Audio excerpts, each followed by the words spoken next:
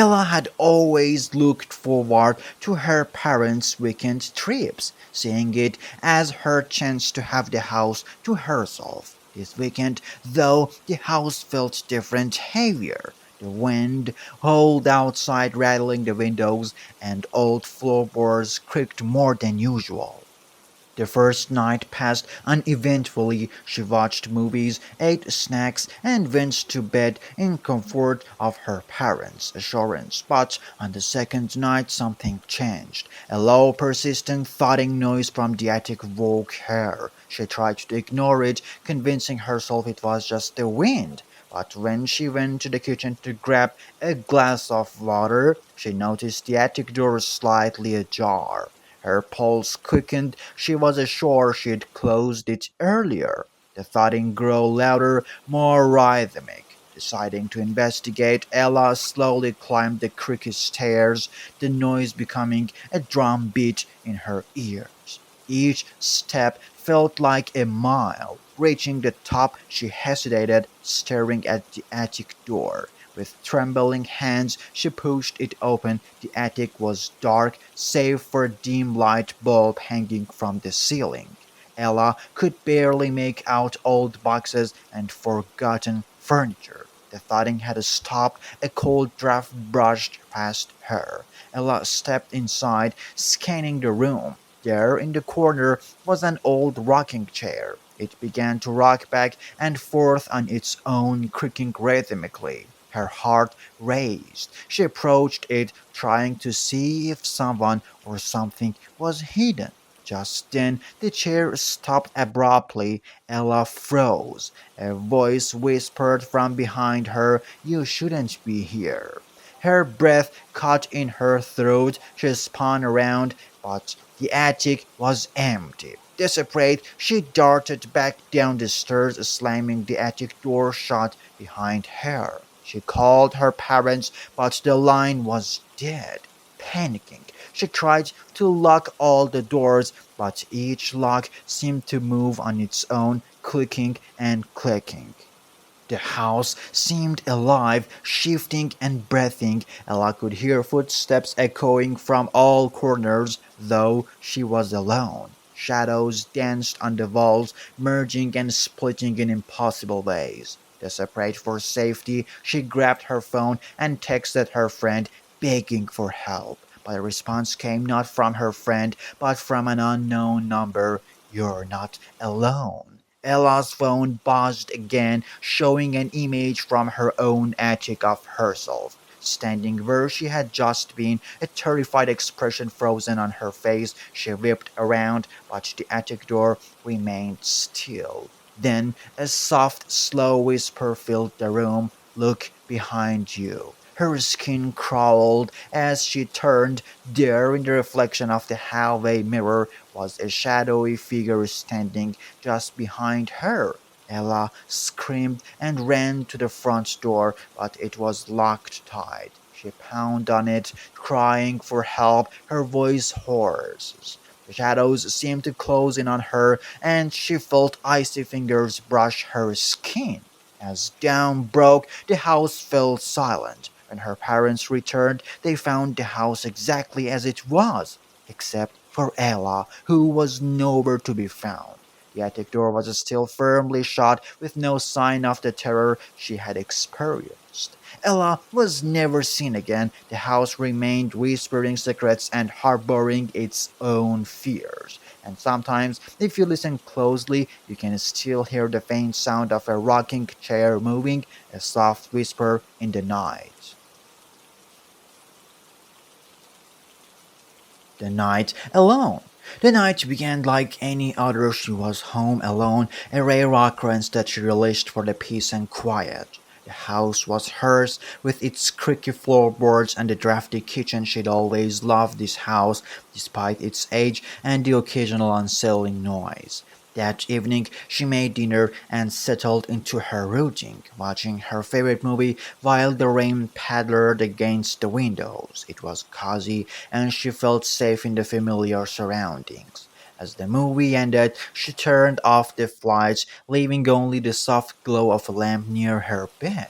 She brushed her teeth, changed into pajamas, and slipped under the covers, feeling a content sigh escaped her lips.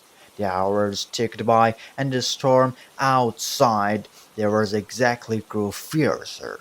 She lay in bed, trying to ignore the howling wind, when she heard it, a soft, rhythmic tapping on her bedroom window. Startled, she sat up and looked toward the source of the noise.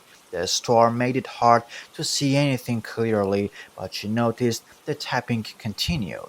Thinking it might be a tree branch caught in the wind, she dismissed the sound and turned away, trying to get comfortable again.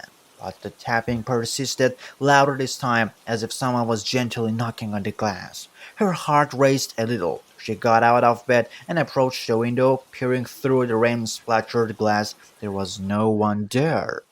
She shook her head and returned to bed, trying to convince herself it was just a storm playing tricks on her. Yet, as she drifted toward sleep, she heard it again, this time accompanied by a faint scratching sound. This was different. Someone was trying to get in. Her pulse quickened, determined to prove herself wrong. She grabbed a flashlight and went downstairs to check the locks on all the doors. Everything seemed secure, the tapping and scratching noises had ceased.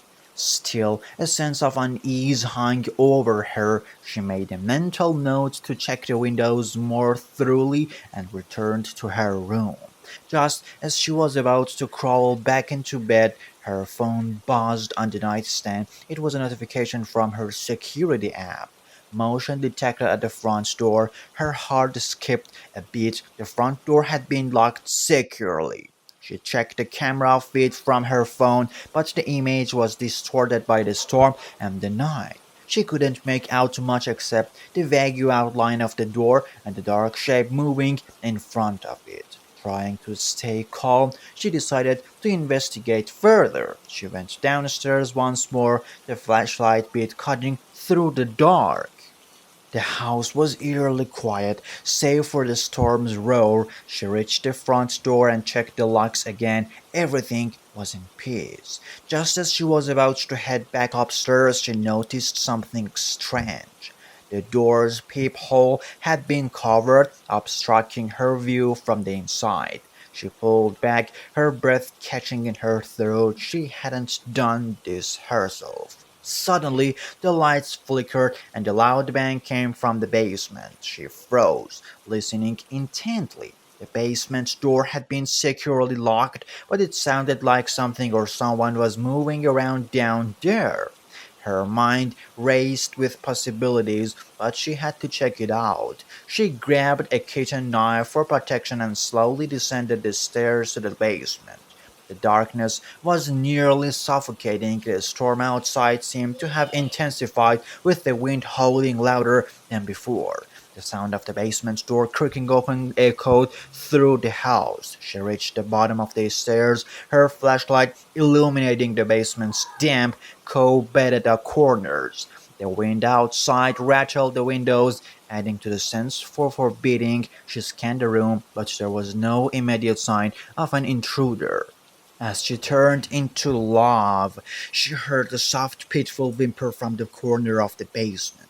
It was a sound she didn't recognize, human but not quite right. She hesitated, her mind screaming at her to get out, but curiosity and fear held her in peace. Her flashlight beam revealed a dark figure huddled in the corner. It was a person shivering and covered in green. Before she could react, the figure turned to face her, revealing a twisted, contorted face with hollow eyes. The figure moved towards her with jerky, unnatural movements. She stumbled backward, dropping the flashlight, and felt her way to the basement stairs in the dark. Panic surged as the figure drew closer, its breath coming in raged gasps. She finally made it to the stairs and sprinted up them, slamming the basement door behind her. She could hear the figure clawing at the door from the other side. She ran to her bedroom, locked the door, and dialed 911 with trembling fingers. As she waited for the police to arrive, she heard the figures frantic scratching at her bedroom door. The storm outside seemed to howl in unison with the terror inside the house. Her mind raced with the thought of what might have happened if she hadn't checked the basement. When the police finally arrived, they found no trace of the intruder. The basement was empty, save for the broken debris of an old furnace. The officers were baffled, but she knew the truth. Something had tried to get in, and it was only by sheer luck that she had escaped. She spent the rest of the night in a neighbor's house, too frightened to return to her own. The next day, the storm had cleared, leaving the house eerily quiet. She moved out soon after, unable to shake the feeling that something had been watching her from the shadows, waiting for its chance. The house was eventually sold, but to this day, no one who lives there stays for long. Some say it's the storm that unsettles them. Others believe it's the dark presence that lurks in the corners of the old house, waiting for the next person to be alone. When Sarah's parents left for their anniversary trip, the last thing she expected was a quiet suburban night to become a nightmare. They'd left early, telling her to be on her best behavior, and she waved them off, excited for a few days alone. As twilight fell, the house took on the eerie stillness. Sarah watched TV in the living room, the glow of the screen casting flickering shadows. The wind howled outside, rattling the windows, but she paid it no mind.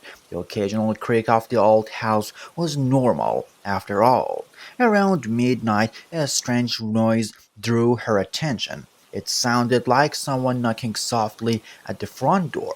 She turned the volume down, straining to listen. The knocking continued, insisted, and rhythmic like a heartbeat. Sarah hesitated, her heart pounding. She wasn't expecting anyone, and her parents had given her strict instructions to not open the door to strangers. As she approached the door, the knocking stopped. She peered through the peephole but saw nothing. Her hand hovered over the lock, but she pulled away, deciding it was just a prank. She returned to the living room, the unsettling quiet making her increasingly nervous. Then, just as she began to relax, she heard it again. The knocking was louder this time, almost as if it were coming from the back door. Her nerves were shot. She grabbed a flashlight and made her way to the kitchen. The kitchen window was slightly ajar. Sarah's breath caught in her throat as she noticed the faint outline of a shadow moving outside. She yanked the window shut and locked it, her hands trembling. Every creak in the house seemed amplified, as if the walls themselves were whispering threats. Unable to take the suspense, she called her parents, but the call went straight to voicemail. She tried her friends, but none answered. Panic-stricken, she grabbed the nearest object she could use as a weapon, a heavy metal lamp, and sat down on the couch, her eyes scanning the darkened windows. The knocking persisted, now accompanied by a low, guttural voice that seemed to come from all directions. Sarah could barely make out the words through the walls. It was almost a chant, a repetition of "Let me in." As the clock struck 1 a.m., the power flickered and then went out. Sarah was plunged into darkness, her flashlight's beam cut through the pitch black as she moved cautiously to check the circuit breaker. The basement door creaked open slightly, her blood ran cold. A noise from upstairs made her freeze. Heavy footsteps, not the subtle creaks of an old house, but deliberate, heavy, and purposeful. She had to check it out. Armed with the lamp, she made her way up the stairs, each step echoing ominously. At the top of the stairs, she noticed her bedroom door slightly ajar. The floorboards groaned under her weight as she approached. The room was eerily quiet, and her eyes darted around searching for any sign of movement. Suddenly, she heard a whisper right behind her. She spun around, swinging the lamp violently. It connected with something solid, a figure complete to the floor, moaning in pain.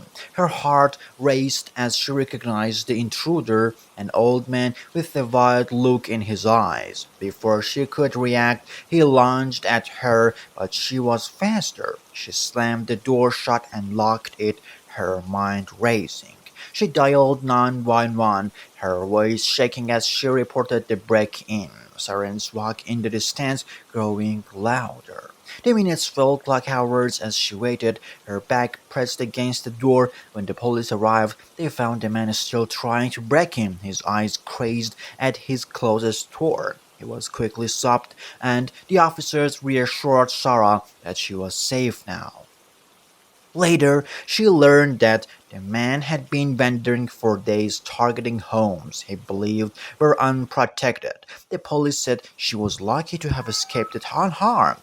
As Sarah's parents returned the next day, they were horrified by the events. Sarah, though shaken, was grateful for her quick thinking. The house felt different now, no longer a heaven, but a reminder of terrifying ordeal. She vowed never to be alone again, knowing how quickly safety can turn into a nightmare.